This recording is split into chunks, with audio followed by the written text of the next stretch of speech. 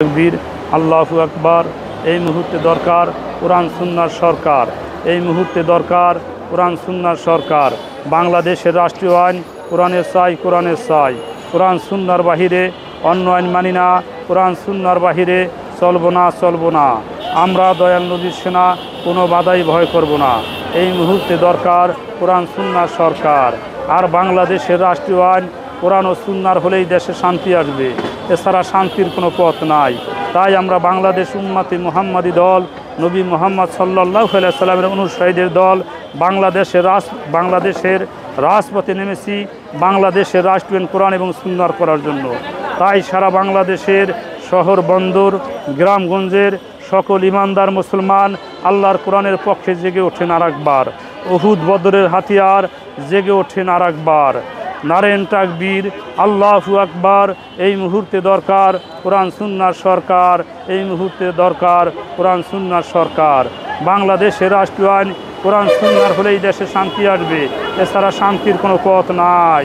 আর আমাদের দেশে যেই প্রচারিত গণতন্ত্র আছে, মূলত এই গণতন্ত্র আবিষ্কার করেছেন পশ্চিমা খ্রিস্টান ইহুদিরা।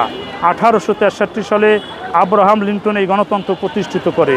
এই গণতন্ত্রের দ্বারায় এদেশের জনগণ চুরি ডাকাতি দুর্নীতি ছাড়া কিছুই পায় না। এই 54 বছরে আগামী দিনে এই গণতন্ত্রের নির্বাচন হোক বা না হোক, এই গণতন্ত্রের সরকারের দ্বারায় এদেশের জনগণ চুরি ডাকাতি দুর্নীতি ছাড়া কিছুই পাইবে না। ইসলাম এসেছে খেলাফত এবং বিপ্লবের মাধ্যমে। ইসলাম এসেছে খেলাফত এবং বিপ্লবের মাধ্যমে। তাই আমরা বাংলাদেশে ইসলামী একটা বিপ্লব করিতে চাই। ইসলামের পক্ষে একটা বিপ্লব করিয়া বাংলাদেশের রাষ্ট্রীয় কোরআন এবং সুন্নাহর করার জন্য প্রচেষ্টা চালাইতেছি। তাই সারা বাংলাদেশের ইমানদার মুসলমান যেখানে আছেন, সে ওইখান থেকে তার ইমানি দায়িত্ব পালন করেন।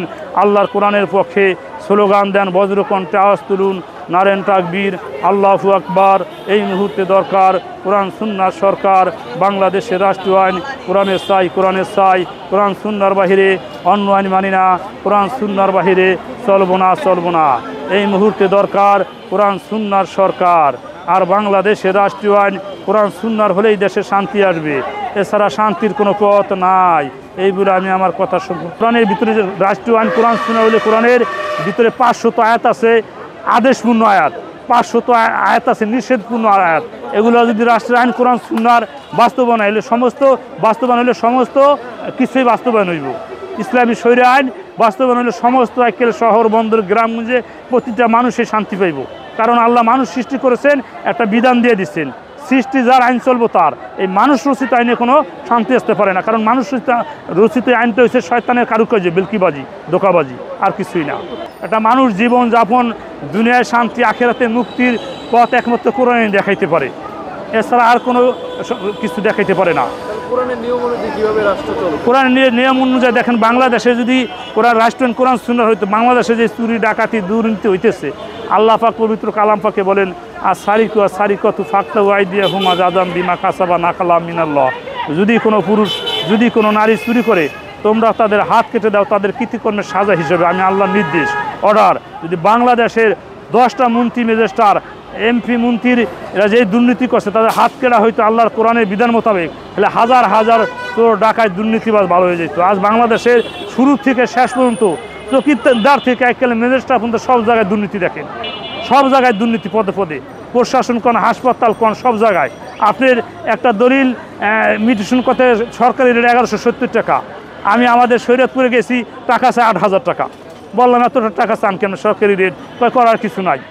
সব জায়গায় পদে পদে দুর্নীতি। বাংলাদেশে সাধারণ জনগণ থেকে এই সরকারি প্রশাসন কর্মকর্তারা নিতেছে, এমপি মন্ত্রীরা নিতেছে, টাকা পয়সা তারা বাহিরে বাড়িগাড়ি করতেছে। আর এই পিছিয়ে পড়া জনগণ পিছিয়ে পড়ে রয়েছে। আল্লাহর কোরআনের বিধান সবচেয়ে সুন্দর বিধান, এর চেয়ে ভালো কোনো বিধান নাই।